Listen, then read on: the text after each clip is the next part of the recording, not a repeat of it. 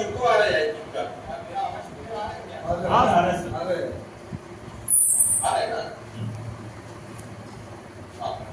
और इनको मुझे लग रहा है कि यहाँ कुछ डबल आवाज आ रहा है। नहीं यहाँ पे क्लियर आ रहा है ना? हाँ। तो ये जो प्रोग्राम है जो अपनी गवर्नमेंट ऑफ इंडिया के और जो WDRA के क्या क्या स्कीम रहते हैं फार्मर के लिए या फार्मर प्रोड्यूसर कंपनी के लिए, तो उसके बारे में मैं आपको जी मराठी में बोलिए Marathi. Yes yes yes yes तो मी आता इथं तुम्हाला काय करणार आहे की आपली गव्हर्नमेंट ऑफ इंडिया आणि WDRA म्हणजे कोण आहे तर वेअरहाऊस डेव्हलपमेंट रेग्युलेटरी अथॉरिटी आहे. जसं की आपण पाहतो आपल्या जेवढ्या पण बँका आहेत त्या बँकावरती मॉनिटरिंग करत असतं, तर बँकावरती मॉनिटरिंग असतं आपल्या RBIचं. ठीक आहे. आणि तुम्हाला आपण मी ज्यावेळेला डिस्कशन करतो त्यावेळेला तुम्हाला काही प्रश्न असतील तर त्याच ठिकाणी मला लगेच विचारा तुम्ही प्रश्न. ठीक आहे. म्हणजे तुमच्या शंकेचं निरसन पण होऊन जाईल.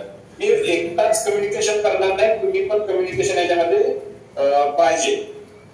हा तर हे WDRAचं मी सांगितलं warehouse development regulatory authority government of India food and civil supply डिपार्टमेंटच्या अंडरमध्ये हे WDRAचं काम चालतं. तर याचं काम काय चालतं तर जसं की आपण बँका आहेत त्या बँकामध्ये सगळं देखरेखीचं काम व्यवस्थित चालतंय का नाही याबद्दलचं काम हे RBI करत असतं, रिझर्व्ह बँक ऑफ इंडिया. त्याच पद्धतीनं आपल्या भारतामध्ये जेवढेही वेअरहाऊस आहेत त्या वेअरहाऊस वरती मॉनिटरिंग करण्याचं काम किंवा त्याचं देखरेख रूल अँड रेग्युलेशन लावण्याचं काम हे आपले WDRA करत असतं.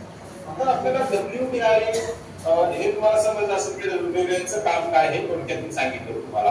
आता हे काम कसं चालतं तर आपल्याला माहित आहे याच्यापैकी आपण तुम्ही वेअरहाऊस मध्ये स्टॉक ठेवलेला आहे का तुम्ही आतापर्यंत?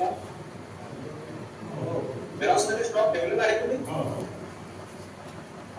ठेवलेला आहे तर तुम्हाला तिथं वेअरहाऊस मध्ये गेल्यानंतर तुम्हाला